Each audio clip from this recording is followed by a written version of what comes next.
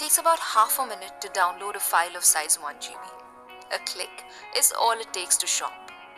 Instantly connecting with people from across the world has never been this easy.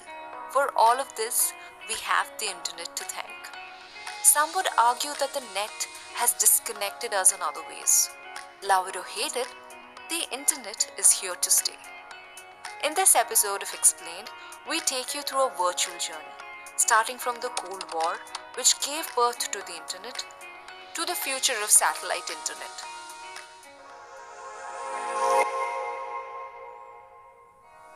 The internet connects the world by linking different devices, be it computers, laptops, or smartphones. Imagine this. You have clicked a picture of a cute dog. You then share that photo with another canine-loving friend from a different city. She receives a message in an instant. But how does this happen? We tell you. Once you hit send, the picture gets converted into a series of zeros and ones, a language that computers understand. Your Wi-Fi or phone broadband will then carry this digital information to its final destination. This might sound simple, but I assure you, it isn't. Before we delve deeper, let's trace the origins of the internet and understand how it evolved to its current form.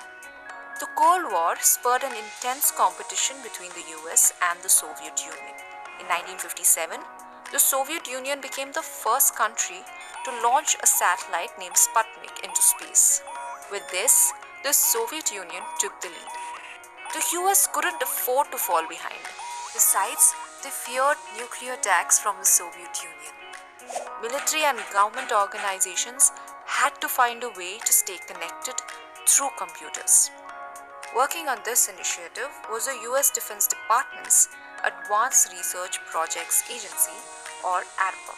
The project drew inspiration from Joseph Carl R. Licklider, an American scientist heading the ARPA. He envisioned a future where computers were linked to each other.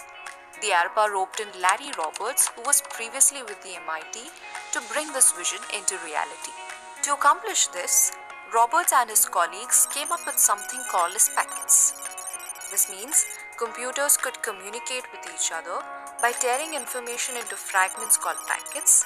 These fragments then reassembled before reaching its destination. With this, in 1969, the predecessor of the internet called ARPANET went live. It connected two systems, a computer at the Stanford Research Institute and another at the University of California at Los Angeles, which were 350 miles apart. The first transmitted message was LO. It was supposed to be login, but the system crashed before sending the entire message. In their next attempt, however, the team tasted success.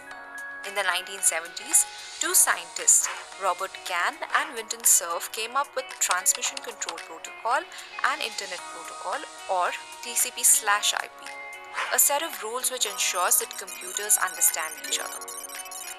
In the following years, ARPANET grew larger, but that didn't last long. It was shut down in 1990. Sometime in the late 1980s or the early 1990s, the internet made its public debut, expanding beyond military organizations and universities. Making the internet accessible to all was the world's first browser called World Wide Web, or WWW, thanks to a computer scientist named Tim Berners-Lee. In 1994, pizza became the first item to be sold online, setting the stage for e-commerce platforms.